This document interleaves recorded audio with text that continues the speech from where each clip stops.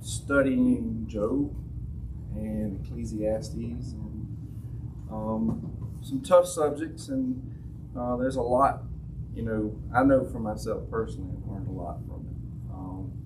There's a lot of understanding. I think one of the biggest things it's taught me is a little bit more is having faith and trusting God, and I believe that's really what this was about. Solomon, talks about life under the sun. He's talking about what we do on a day-to-day basis, the things we chase, the things we go after, the things we might think that are important. But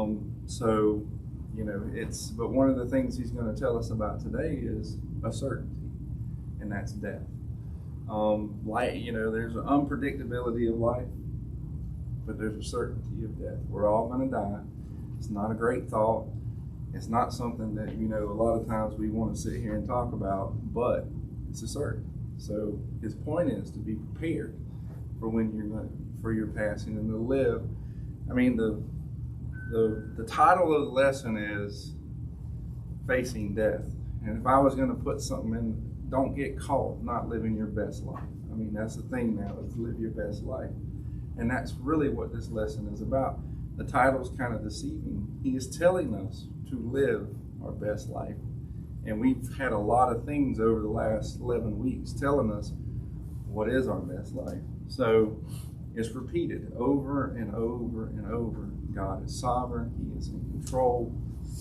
And we are to seek his wisdom, not the world's wisdom. So, a lot of these subjects are tough and hard, but there's some comfort and peace when you can really put your faith and trust in God. First thoughts on page 109. That's the first paragraph. We do not know the number of days we have on this earth, but we are reasonable for how we live those days. We are responsible for how we live those days and steward the resources we have been given. There are times when we may suffer. There are times when we will experience great blessings. These times are part of the ebb and flow of life. No matter how long a person lives, he or she is going to die unless the Lord returns first. Ecclesiastes 9:1-10 addresses this reality and how people live in light of their mortality. Okay. Greg Shamus is a credentialed photographer, and he got the opportunity to go to the Olympics. And when he was asked what his highlight was, he said, it was great to be able to, he was covering the basketball, and he got to cover four basketball games in that 16 days. He said it was great to see the action and the emotions, but his highlight was the rings. I mean, this was a bucket list moment for him. And the question is, we were going to have a board today, but somebody took our easel. So the question is, what's on your bucket list? Oh, the door was there. That's why it was there. Okay. Well, we'll be okay. Bucket list. What's on everybody's bucket list? To go to Italy. Italy. There we go. Australia. Ireland. Oh, so this is travel. Okay, so we're in a travel mood, all right? Nobody wants to jump out of a plane? Nope. No? Okay. All right. I don't know. I think I would like to go on like an actual train journey. Like you know what I mean? Like they have those that go from, like it's California up to Alaska, and you go through like parts of Canada. I mean, that would just be really cool to go on an actual train, sleep on a train car, like do all that. That'd be fun. Or the Orient Express. I mean, that's an actual thing, but it costs a lot of money. You can catch one by the house. Yeah, there's a train down that way. Just jump on. Yeah. Jump on. But we looked into tickets for the Orient Express, and it's a hefty price, but it would be cool. Anybody else? Some more adventure. I'm just talking about travel. I want to see the North Pole. Oh, Richie. I like to go snorkel and catch lobsters in the Keys. I always want to do that. Snorkeling and catch lobster in the Keys. That's what I'm talking about. I think my bucket list is Alaska and flying over all the glaciers and all these maybe the Grand Canyon. So, I mean, I think of most of us traveling and doing something, we've kind of passed the skydiving and bungee jumping off of bridges and stuff like that. But the point being, you have something in your life that you want to do. So, anyways, Solomon's point being with this is live your life. Live your life. But one of the things that we've also talked about living our life is there's a particular way you're supposed to live it. I mean, you can just live reckless and move on and do whatever, but he has told us repeatedly to seek wisdom. And when you seek God's wisdom, you're going to live a certain way. The thing about, the thing about timing is, I had my clock set up to go off at a particular time, and I moved it because we were a little late. There it is. All right, yay! Because I had something to do. All right, time, alarm clocks. We use them right on time. Alarm clock. We love them. We hate them. Who loves an alarm clock? During school? During school. Okay. So we use them for all kinds of things. We use them to not overcook our dinner. We use them to not undercook our dinner.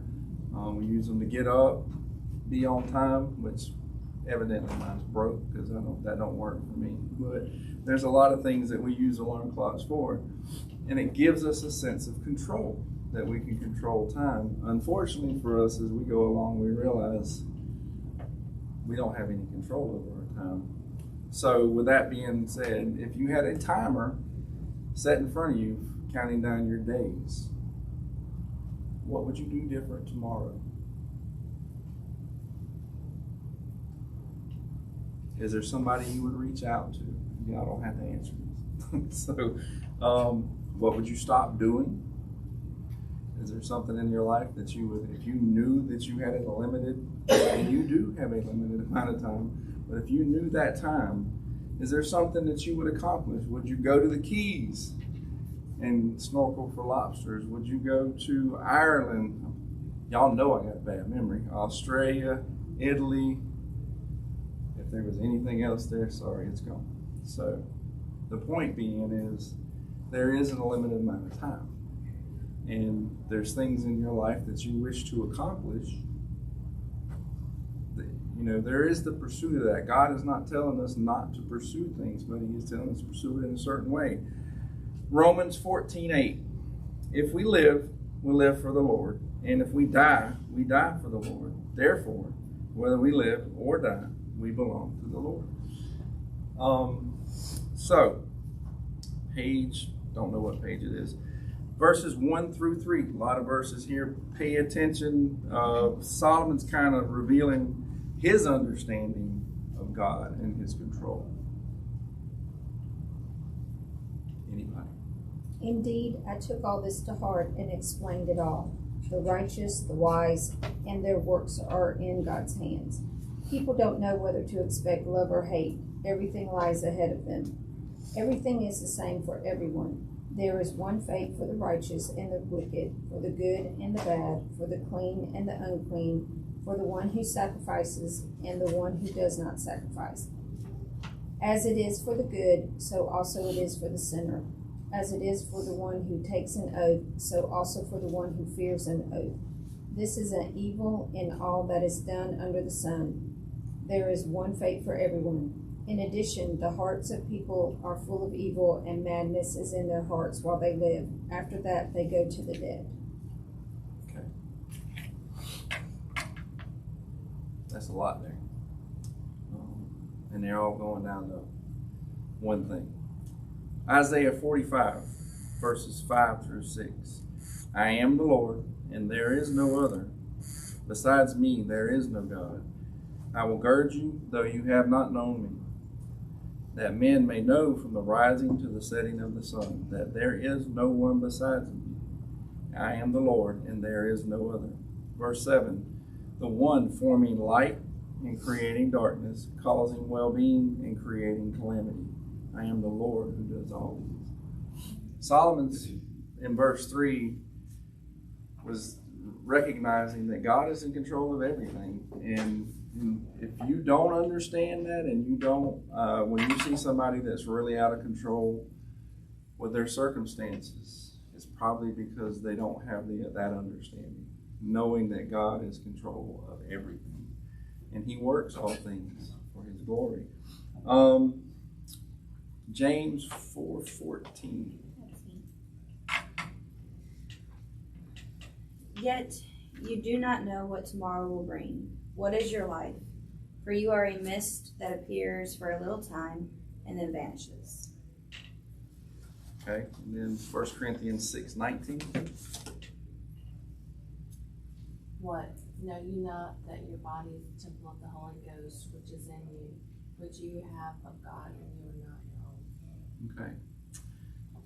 All right, so the question on page 112 says, why are people, unbelievers and believers alike, reluctant to think about their mortality and what they should do to properly prepare for death?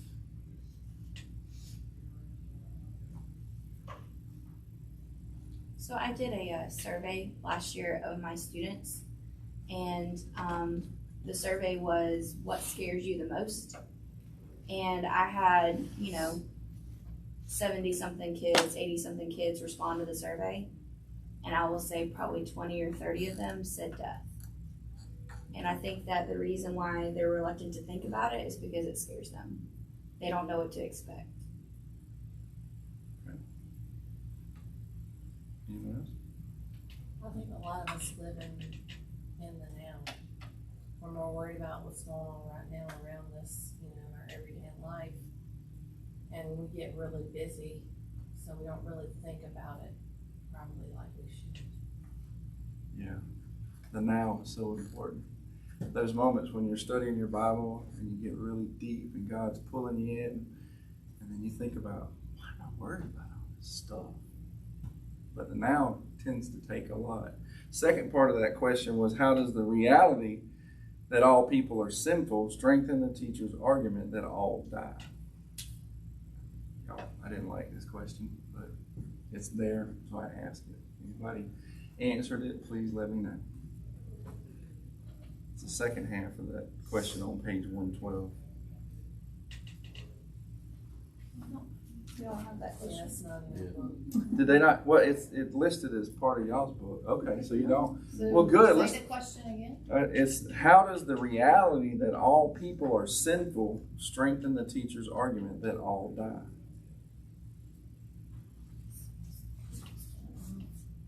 Doesn't sin equal death? Sin equals death. Okay, we'll sum it up. So I didn't realize that. I don't have one of y'all's books, so I didn't realize it wasn't in your book because it listed it on page 112. So just the first part. Okay. So now we have Romans 5:12 through 19. Therefore, just as through one man sin entered the world, and death through sin, and thus death spread to all men, because all sinned. For until the law, sin was in the world, but sin is not imputed when there is no law. Nevertheless, death reigned from Adam to Moses, even those who had not sinned according to the likeness of their transgressions of Adam, who is the type of him who was to come. But the free gift is not like the offense. For if by one man's offense many died, much more the grace of God and the gift by the grace of one man, Jesus Christ, abound to many. And the gift is not like that which came through the one who sinned. For the judgment which came from one offense resulted in condemnation, but the free gift which came from many offenses resulted in justification. For if by one man's offense death reigned through the one, much more those who received abundance of grace and the gift of righteousness will reign in life through the one Jesus Christ. Therefore, as though one man's offense judgment came to all men, resulting in condemnation, even so through one man's righteous act the free gift came to all men, resulting in justification of life. For as one man's disobedience many were made sinners, so also by one man's obedience many will be made righteous. Bless you. That was a lot. Somebody will sum that up for us. We just asked the question, You said sin equals death. One man messed it up for all of us. One man fixed it for all of us. There you go. Margie in her modern day translation. That's right. So, with the hope of Christ, how does that make you live more grateful each day in your life? Think about, we've talked about this more than once, but he was living in a time he had knowledge of what was coming. It hadn't come yet. We're living in a time where we have a full Bible, full instruction, and we already know that Jesus is coming back. We already know these things. Now, one of the things I should have pointed out at the beginning, when he talks about some of these things, he's talking about physical death. So a lot of these, when he says we all share the same fate, we all do, he's talking about physical death. He's not talking about spiritual death. So, okay, 4 through 6. There is hope for whoever is joined with all the living, since a live dog is better than a dead lion. For the living know that they will die, but the dead don't know anything. There is no longer a reward for them, because the memory of them is forgotten. Their love, their hate, and their envy have already been disappeared, and there is no longer a portion for them in all that is done under the sun.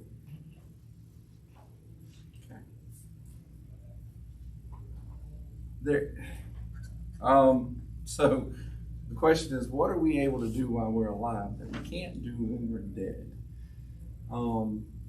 He has a contrast there, the live dog versus the dead lion. Now, does anybody know what the reason why he used the dog in this? Anybody?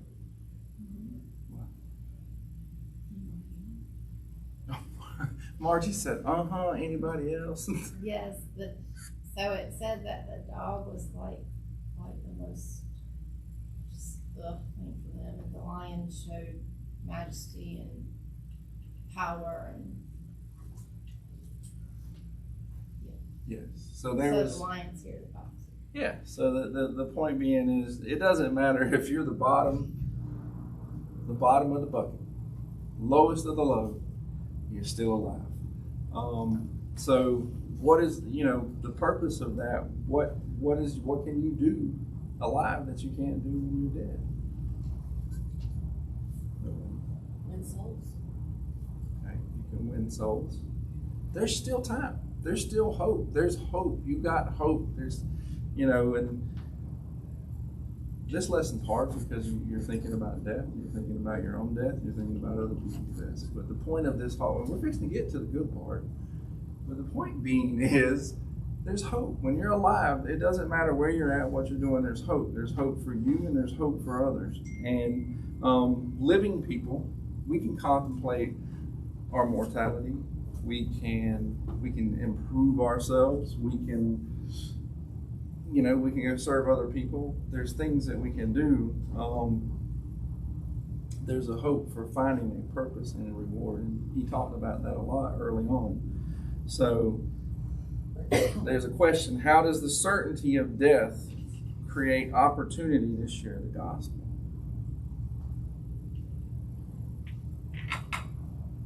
So you're going to die. Everybody's going to die. It's just like she said with her children in her class, they all said they fear death. I know it's hard in schools, but it's the perfect opportunity to share what death leads to, what death brings. Kind of going what she said, like. Oh, you can't do that. It brings like a sense of like comfort, I guess, surrounding the idea of death, because like that like when you do die, like you're going to a place that's even better than you can even imagine. And you want your people with you, so that should create that urgency to win souls. Okay. So it creates a sense of urgency. It may be the only or the last opportunity that a person gives to have the gospel shared. So that sense of urgency, do we always have it? No. Should we always have it? Yes. We should always have that sense of urgency. The guy that I was talking about a while ago with his sister passed, he does not know Christ. So when he sees his sister pass away, there's a sense of loss that he can't recover. Now, I haven't been in touch with him in years, but just from what I had looked at, his sister was a believer. So I don't think her outlook was the same. Her outlook was probably a whole lot different than his. But being able to share with someone and give them that hope and that peace that only God can give us, because there is no other place to get it. There's only one way. So, how many does anybody get to a deathbed salvation? Because you hear of that quite a bit. Anybody want to share a story or no? I don't have one, so I can't share it. But he has a brother that feels that way. Good. That he's like, I can do whatever I want because I can accept Christ right before I die and go to heaven just like the thief on the cross. And it's like, but you don't know when you're, I mean, what if you're hit by a car and die in an instant? Mandy, that was not I'm sorry. I'm just kidding. That's what I, No, I'm saying, But- have you heard of a story of someone accepting Christ on their death? oh, sorry, I went the other way. That one, that's risky there now. If you want to gamble, I mean, that's his plan though. I understand. I was able to share Christ with a man in a nursing home, straight out of nursing school 11 years ago. I worked a year in a nursing home. There was this man there that was dying of brain cancer. He was young, he was in his 30s. But after about 6 months of being there, kind of built a little rapport with him. He didn't talk.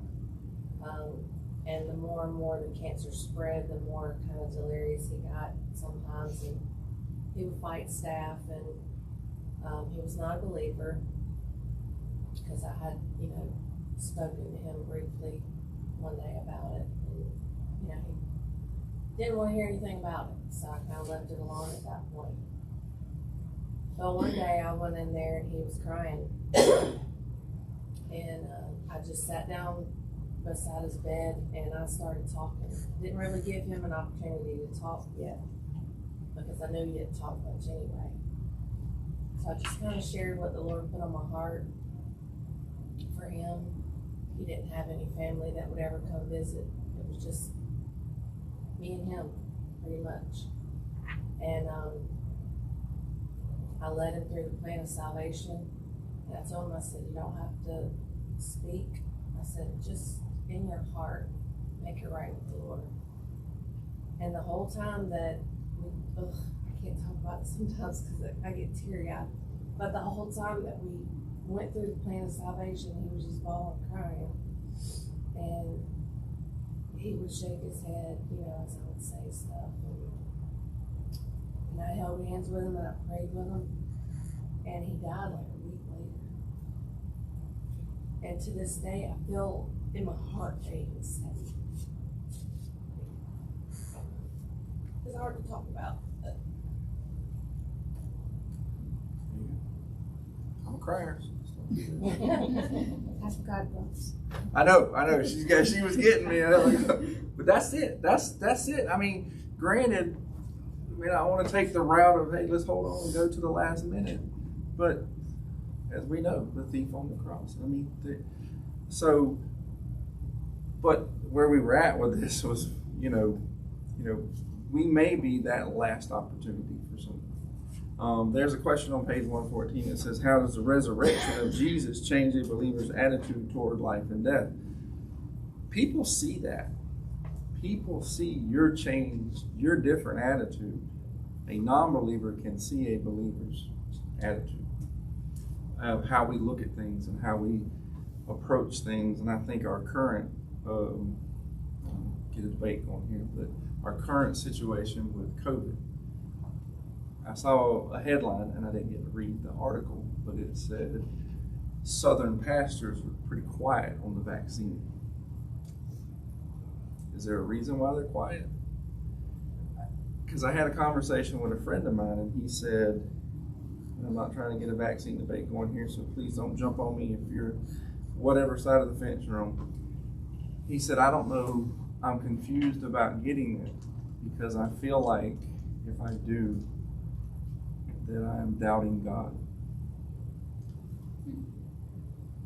So, You know, where's your faith? His faith is right there, that he believes and knows that God will take care of him. I believe that. I believe that I could have 100 vaccines and it could still get me. You know, and and I'm using this as an example because in every other area of our life, people see how different Rebecca is. They do. They see that she's different in how she lives her life. So when they look at us and we have that opportunity, and we're fixing to get to this opportunity in a minute, we need to seize it. We need to seize the opportunity to talk to these people. All right, so we're going on to verses 7 through 10. Go eat your food with gladness and drink your wine with a joyful heart, for God has already approved what you do. Always be clothed in white and always anoint your head with oil. Enjoy life with your wife, whom you love, all the days of this meaningless life that God has given you under the sun. All your meaningless days. For this is your lot in life and in your toilsome labor under the sun. Whatever your hand finds to do, do it with all your might. For in the realm of the dead, where you are going, there is neither working, nor planning, nor knowledge, nor wisdom. It's a good part. Everybody can come on, huh? No work. No work? No. Is that what? Okay, he's looking forward to no work. That's what I heard. I got you. Okay. No working. Okay, so the point being, repeated all the way through this, he has told us to enjoy life. And this is part of their way back then of teaching, was to repeat the message. The message has been, enjoy your life, don't get bogged down. So back at the very beginning, do y'all remember the question that he asked that was kind of the theme of Ecclesiastes? I'm getting thirsty, so I gotta have something. Does anybody remember the question? No looking back. I'm using my resources. What does a man gain from all of his what does a man gain from all his labor under the sun? Vanity, futility, nothing. We get nothing from it. Verse 7, what is verse 7? Somebody read verse 7 again. Go eat your bread with pleasure and drink your wine with a cheerful heart, for God has already accepted your works. Okay. So, it's not saying don't work, but Richie heard that. But anyways, enjoy it. Have a good time. Work hard. Unfortunately, Richie, work hard. When you do something, you do it with everything you got. And I can't remember the quote. I think it's a Spurgeon quote. It could be somebody else. But that's basically what they say. Work hard, play hard. When you work, you do it with everything you got, and you do it as you're working for God. And when you get off of work, there's a benefit from everything that you've done. So enjoy it. Now, we've already covered this. There's parameters there for how much enjoyment that you can have, okay? So this is under a believer's way. So we were going to make a list on the board that's not there. What are some of the things he tells us to do? Eat food. Eat. Drink wine. Drink wine. Enjoy your marriage. Enjoy your marriage. Enjoy life with your Enjoy. She said, enjoy life with your wife. Okay. Be clothed in white. Be clothed in white. We're going to cover some of these things, but Anoint your head with oil. anoint your head with oil. That's all I got. That's all you got. There was, work hard. Tells us to work. He says, whatever your hands find to do it with all your strength. So, there's a lot of things there. There was something that was right. I didn't write it down, but there was something that was brought up in the lesson we was talking about. They always announced Jesus. He came and did what? Ate and drank. There was always food when he was, he came in, he was eating, and they sat down and breaking bread. Breaking bread is what? Fellowship. Joey Joey loves fellowship. He loves to get. Now I'm not talking about you like to eat. But I do like it. you do like to eat, but I'm saying Joey likes to see people eat. He likes to see people get together and eat and have a good time. In today's society, it may be a little different. It may be a cup of tea. It could be overpriced Starbucks. Meeting a friend at Starbucks or Dunkin' Donuts or wherever you want to sit down and have a conversation. So that's in a way part of breaking bread. White. What do you think the thing about white was? The white clothes. Everybody's reading it. Being pure. Pure. Okay, so that's kind of what I got from it. You get them dirty. I get them dirty. You would get them there. There'd be barbecue sauce right on the side of them. But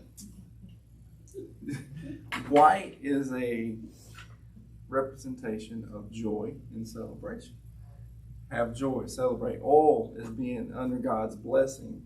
So he's saying dress up, fellowship, enjoy yourself, work hard, and then do these things and go about them the right way.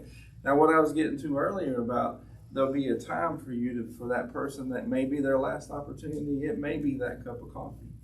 It may be that tea that you have with somebody or meeting somebody at Longhorns or anywhere to sit down to have lunch. That may be their last opportunity for you to share the gospel with them. And I'm not trying to a whole bunch of pressure on y'all, but the thing is you know those moments when that opportunity, when God puts it in front of you, so that's kind of what I'm getting at there. All right, page, let's see. There's a highlight on page 115, or I'm assuming there is. It says God intends us to enjoy the blessings of life He has given us in acknowledgement of Him. So when we enjoy these good things, we're actually honoring God because He created these things for us to do. He created the good times for us to enjoy. How does enjoying the blessings of life honor God? That's page 160. We kind of covered a lot of that, but anybody want to answer that question?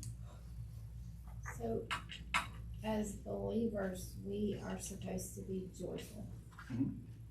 And good, bad, whatever. So, when we're showing that joy to others, and no matter what's happening, I feel like that's honoring God. Okay. So, that's what I feel like. It's, if we're enjoying the blessings, we're honoring God. If we're in a bad time and we're still honoring God, it shows that He is first in all. It shows that we have that faith that you've been saying, we need to show others and tell others. Well, when you see in a situation that's bad, that we handle it. I mean, we're not like, oh, but you know what I mean? Like we have a different perspective is how we have different perspectives. That's exactly. There you go. That's it. You go back to the beginning. There is one fate for the righteous and the wicked. God doesn't say because Mandy's a believer that nothing's ever going to go wrong. We know this. These are things that we know that it's me, you, and everybody. Things are going to happen. And what you're talking about is when somebody sees that, they go, why does Margie not get all bent out of shape and fall apart? Because you know these things. He's already told us. He's told us. But he also tells us to enjoy the good things. So when they come, we enjoy them. So, question. How would you like to be remembered?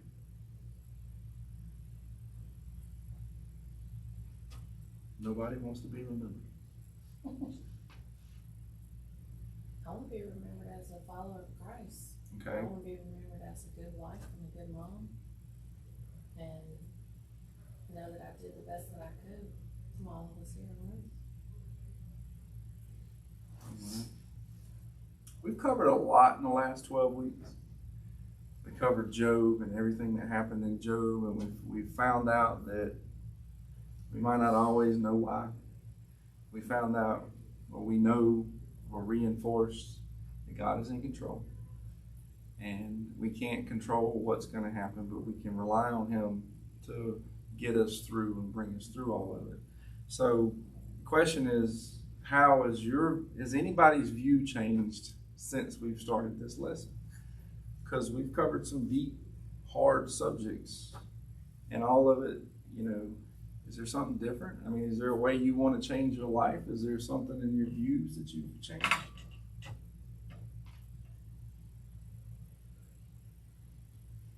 should have asked these questions. I don't know. More of a thinking question. Okay, so what has to change in your life in order for you to more glorify God? There's a question. Is there something you would need to do differently? I think one would, like, we just get in the moments and forget. Well, I get in the moments and forget. Like sitting in here, I mean, I can tell you the answers, but when I'm in a classroom with 20 kids, I'm ready to wrap my fingers around somebody. You know what I mean? Like, life happens and you just forget about things. That's okay. So that's something that we need to change. Yeah, like I'm very forgetful of, hey, it's really not that big a deal. Okay. And then, 2 days later, I'm like, yeah, it really wasn't that big of a deal. Not big a deal.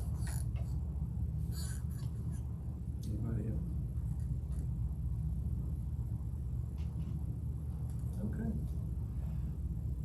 I think for me, it would be that opportunity that when I have somebody's attention, I have their focus is on our conversation, and that conversation can be led into Christ.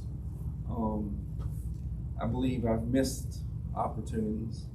Sometimes it feels awkward, because I don't know about y'all, and I may be confessing something. Y'all might all be like, hey, you're just weird.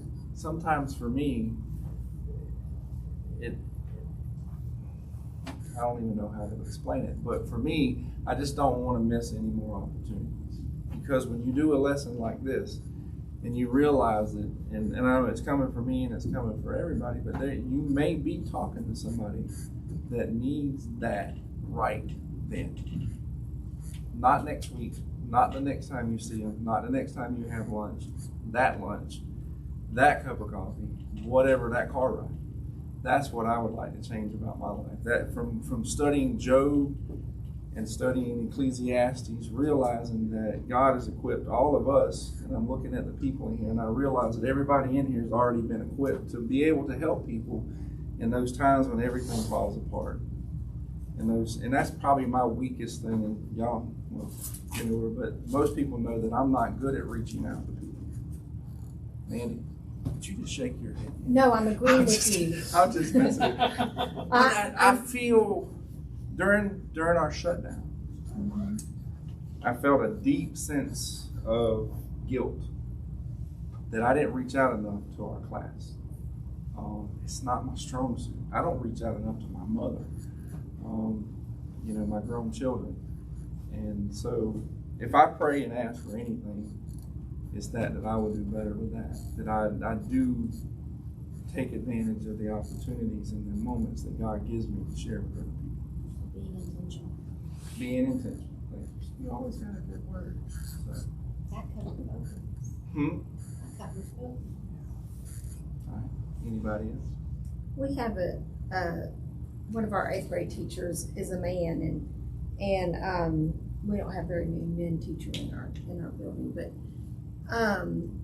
it hit me the other day, and he said it before, but the other day it just hit me, I guess the way I needed it to. But when you ask him how he is, he always says blessed and highly favored. And I stopped him, and I'm like, I wish I had that boldness. Like, I mean, that's his, just saying those 4 words, you already know, instead of saying good or okay or all right, and I'm like, and I said, I wish that was the first thing that came to my mind when someone asked me how I was. So give it some thought. We're going to finish up next week. And I haven't looked at what next week. lesson is, so I don't have a clue. But we will be finishing up and then we'll be moving on. But give some thought about knowing what Job and Ecclesiastes is all about. How would you do your life different from this point on? Somebody's sneaking out. Anyways, all right. So we're gonna go ahead and close, and then get to church.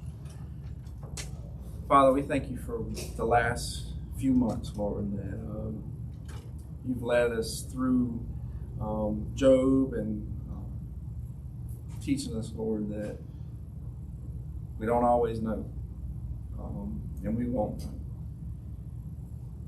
We thank you for reinforcing in us that the biggest thing that we can ever do in our life is trust you, obey you, and know that you're gonna take care of us.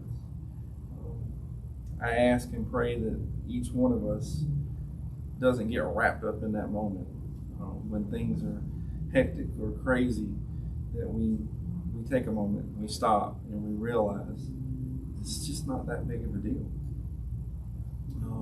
Pray for this next hour for Kyle as he leads us, Lord, and just speak through him. And pray for each person here as the leaders of their family, Lord. Just a blessing on each one. And we thank you for all you do. In Jesus' name, amen. All right.